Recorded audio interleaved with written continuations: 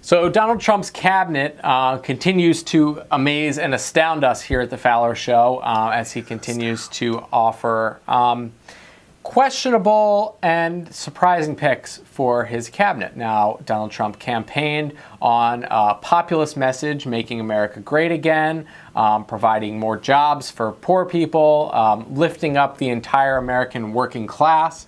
And yet, here is another appointment, the third that was a former Goldman Sachs executive. That's right. Gary Cohn is the chair of Trump's National Economic Council. Now, Gary Cohn served formerly as the president of Goldman Sachs, as well as the chief operating officer, and he's going to be leading the National Economic Council.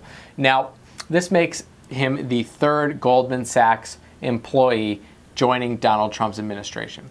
Now, I think we could all make the argument here that big banks, including Goldman Sachs, have been directly and indirectly responsible for a lot of the poverty and the widening gap between the 0.1% and the 99%. Now, this is my one problem with these Goldman. Like, if Donald Trump had said nothing about Hillary Clinton and her Goldman Sachs speeches, because here's the thing, I think Hillary Clinton would have just as many Goldman Sachs appointees.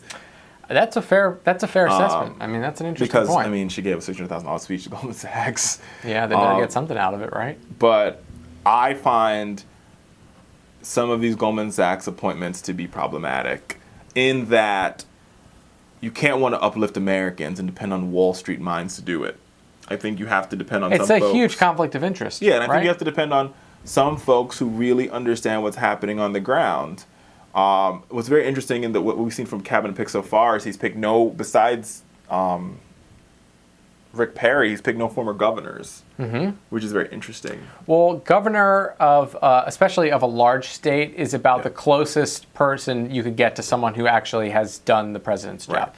People that have worked closely with the president in the cabinet are also up there. But, I mean, being the governor of a large state literally requires you to learn all of the ropes that are going to apply, with, I guess, the exception of foreign policy. I mean, I would have also hoped to see a more bipartisan cabinet from the Donald. Yeah. Even though I think there's a lot of issues with some of these. Like, for example, I think people have a problem with Rex Tillerson, who is a Secretary of State nominee, because of his connection to Russia. But with that being said, Rex Tillerson is also noted for, making it okay to be gay in the Boy Scouts. Right. I mean, listen, Rex Tillerson is a really interesting pick. And honestly, we said this last time we talked about him on the show, and it's interesting because in a lot of ways he is vastly qualified to do a job this important. Someone who's the CEO of ExxonMobil, which is like a country. It's like running an entire country. The problem with him in the position of Secretary of State is Secretary of State is directly responsible for, protecting the United States and interfacing with all of the other countries in the world, our allies and our enemies alike. And running 294 different missions across the world. So all of our embassies and consulates and, public diplomacy missions that we have across the world. And when you see someone who has a very favorable relationship with one of our most contentious I don't think Donald Trump sees Russia as an enemy. Of course he doesn't. I mean, he's made that clear. He's expressed his admiration for Putin on the campaign trail. But we're all Rex Tillerson, listen, I mean, the fact that he supports gay marriage is a step in the right direction compared to some of the other people on his cabinet. And he's not the only one. I mean, I think you have John Kelly, who's the head of Homeland Security, who believes that, and I think the reason why I actually think that was a good pick.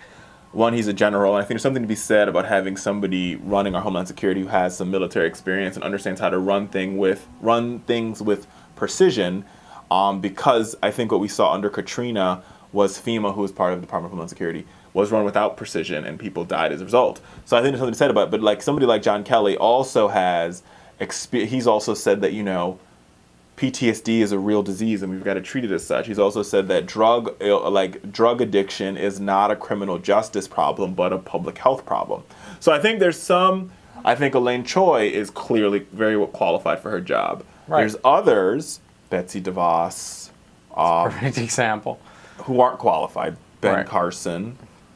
Literally, yeah. I mean, the most problematic Donald Trump cabinet picks are people that have no viable experience, right? And I mean, Jeff Sessions has experience. He just has bad experience. Bad experience. He's an outlier. But when you talk about someone whose only education experience is the fact that she's a billionaire, which automatically funds public education, qualifies her to do that. Ben Carson is a neurosurgeon. I don't understand how that qualifies to being the head of housing and urban development, because these positions are kind of just handed out as like little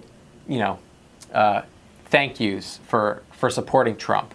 He said, "Oh yeah, you supported me. Here, have a job you're not qualified for that affects our entire country." Yeah.